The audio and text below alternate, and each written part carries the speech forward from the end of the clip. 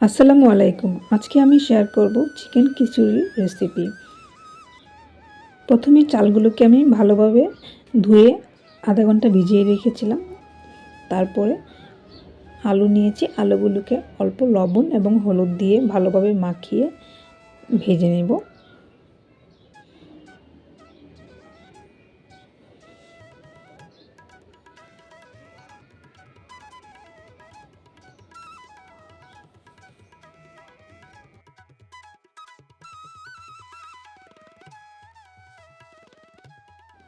5 minute ভাজার পর আমি আলুগুলো উঠিয়ে নিচ্ছি।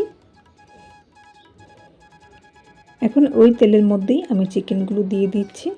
এখানে আমি প্রায় আধা কেজির মতো চিকেন নিয়েছি।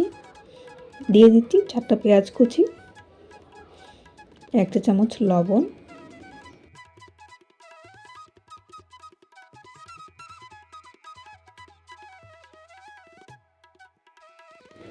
2 টেবিল চামচ রসুন বাটা,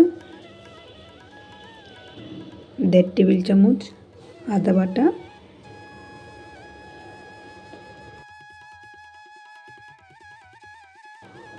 1 চা চামচ জিরার গুঁড়া, 1 চা চামচ ধনিয়ার গুঁড়া, হাফ চা চামচ হলুদের গুঁড়া,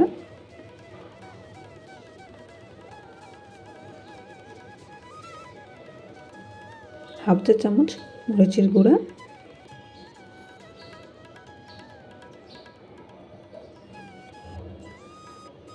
এখন এই সবগুলোকে আমি একটু ভালোভাবে মিক্সড করে নেব।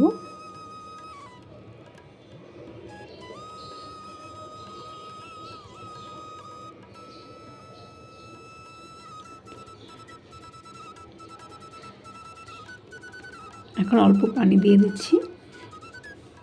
এগুলোকে আমি একটু ভালোভাবে কষিয়ে নিব।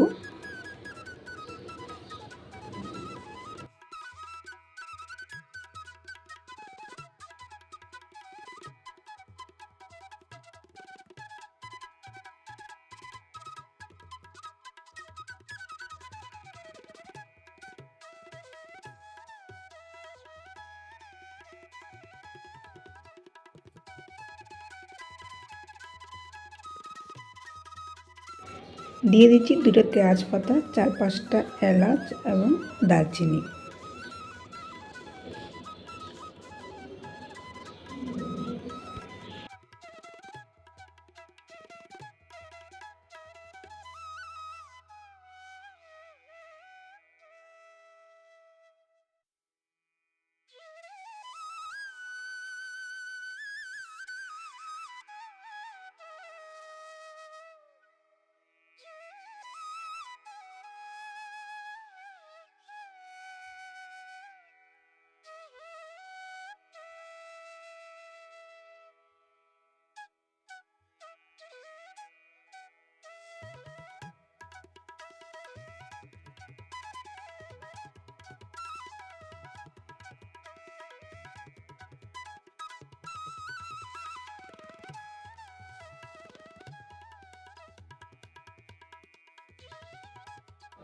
মাংস কষানো হয়ে গিয়েছে। দেখুন কত সুন্দরভাবে আমি মাংসটাকে কষিয়ে নিয়েছি।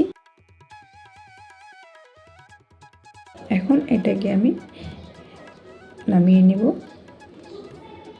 একটা কড়াইয়ের মধ্যে আমি আরও 2টা পেঁয়াজ কুচি নিয়েছি। দিয়ে দিচ্ছি তেজপাতা, এলাচ, দারচিনি আর তেল। দিয়ে দিচ্ছি স্বাদ মতো লবণ। যেহেতু এখানে মাংসের মধ্যে লবণ দেওয়া থাকবে, তাই খিচুড়ির পরিমাণে যতটুকু প্রয়োজন ততটুকুই দিবেন। দিয়ে দিচ্ছি 1 টেবিল চামচ আদা বাটা, 1 টেবিল চামচ রসুন বাটা, 1 চা চামচ জিরার গুঁড়া। দিয়ে দিচ্ছি অল্প হলুদের গুঁড়া। এখানে হলুদের গুঁড়াটা খুবই অল্প দিতে হবে, যেহেতু মাংসের মধ্যে অলরেডি হলুদ দেওয়া আছে, তাই এখানে হলুদের পরিমাণটা কম দিতে হবে। দিয়ে দিচ্ছি 4-5টা গোলমরিচ।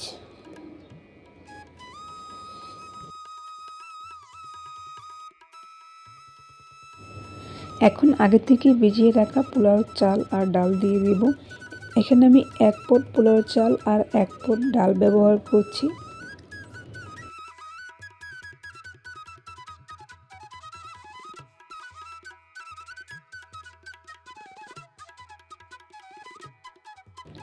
এই সবগুলোকে আমি আরও 5 মিনিট ভেজে নেব।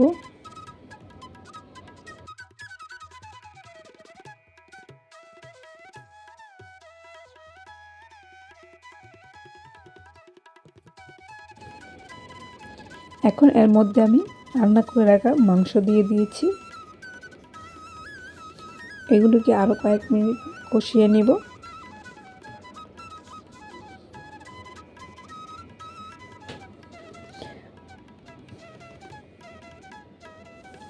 এখন দিয়ে দিচ্ছি এর মধ্যে ভেজে রাখা আলু।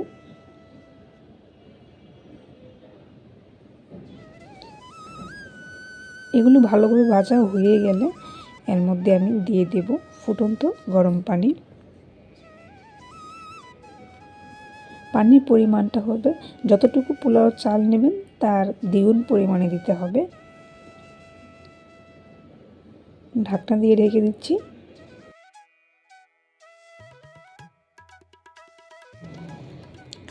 পাঁচ মিনিট পরে উল্টিয়ে দিচ্ছি।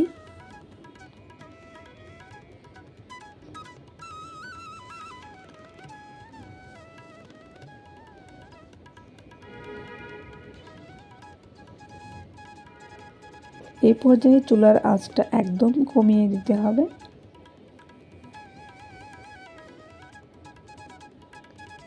দিয়ে দিচ্ছি 4-5টা কাঁচামরিচ।